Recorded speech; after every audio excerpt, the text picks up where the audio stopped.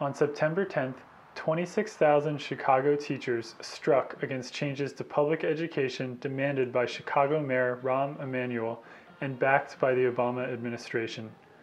Teachers won wide public support, but the Chicago Teachers Union worked quickly to settle with the city. After a vote at a House of Delegates meeting, the strike was ended last week, though teachers still must vote on the contract. In the following interviews, taken during the strike with Socialist Equality Party presidential candidate Jerry White and supporters of the SEP, teachers discussed the strike and the broader issues at stake.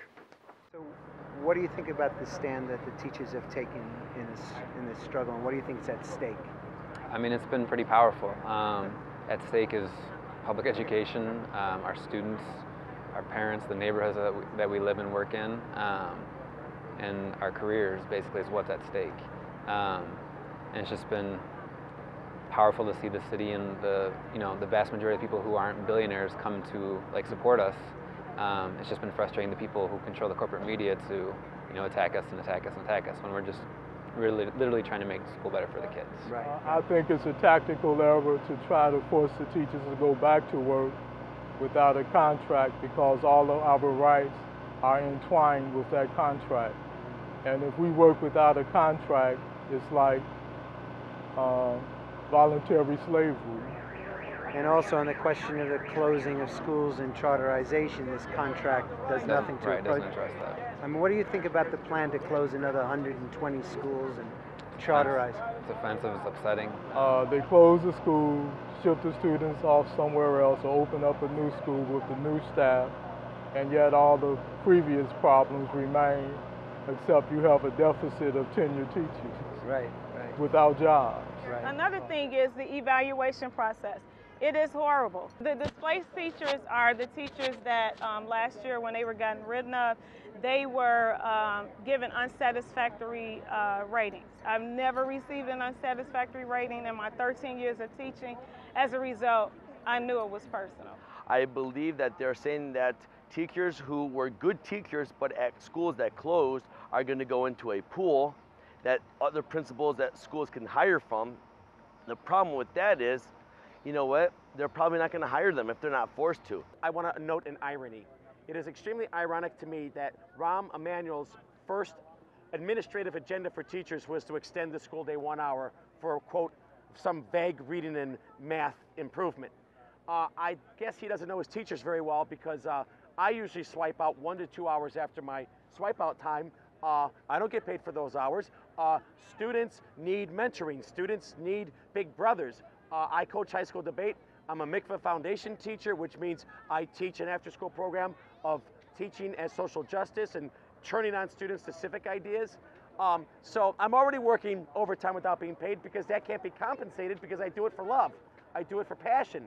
I do it because I am a creative spirit and I want to turn on the imagination of the teenagers I teach. So he just, again, doesn't get it, that we're already in there to capacity, intellectually, physically, emotionally. The poor, poverty-stricken schools, they have way less than the richer schools. And that's what some of the signs were showing, that their students, their children, are not being exposed to what our kids are being exposed to, which is the large classroom size, not having the textbooks, not having the supplies that are needed, the tools that we need. I believe that they're setting us up for failure, because they're not starting us off with the basics that we need in the classroom. So with saying that, the politicians don't know exactly what's going on in the classroom. And in my opinion, they really don't care. So as a result, whatever sounds good, and if you're on the side of Rahm Emanuel, you're gonna say what he wants you to hear. So as a result of that, that's why the politicians are speaking against us. They have no clue as to what we're enduring. When you come to school hungry, you're not learning. You know, when you slept in a car last night, you're not learning this morning. You know, when you watch somebody get killed, or when your cousin was shot last night, you're not really focused on, analyzing character in To Kill a Mockingbird. That's not your priority. The easiest way to educate kids is to alleviate poverty and all the social problems that are crippling them in school. It's hard to teach a child who's been shot at during the night or whose uncle or cousin or brother's been killed in street violence. Those kids are hard to educate. Or whose parents are unemployed, or right. who's had their electricity cut off in the middle of the winter because they can't pay the bills. Who are homeless. Or are homeless. Right. Yeah. Right. But all of these problems seem to be ignored by the Republicans and by the Democrats. Right. Absolutely. You know, all of a sudden poverty doesn't exist in America, and every child is on an equal footing, and every child should perform equally well. I think it's nonsense. I really think that what's happening in Chicago is indicative of a trend that's happening in our country, and I think that Rahm Emanuel is, a cheerleader for the 1%. The problem that we have with politics right now is when it comes to the privatization of schools, charter schools. It's the one thing that Democrats and the Republican leaderships both agree on.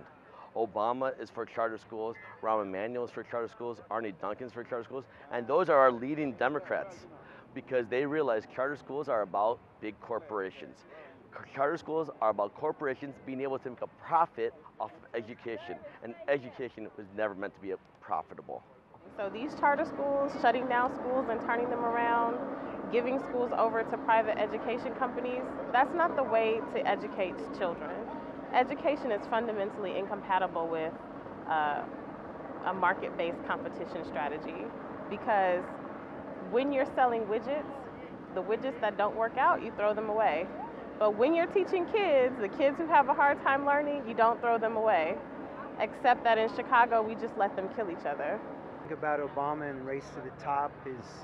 Emanuel is his right-hand man. I mean, I think Arne Duncan is just kind of an insult again to teachers, and Obama picked him. He tested all the policies here in Chicago that aren't working. Now he's trying to implement them nationally. You can't run education and not have been an educator. What do the teachers feel about the role of the Democratic Party, and Obama in particular, is playing? Well, we knew he wasn't a friend of education when he made Arne Duncan Secretary of Education.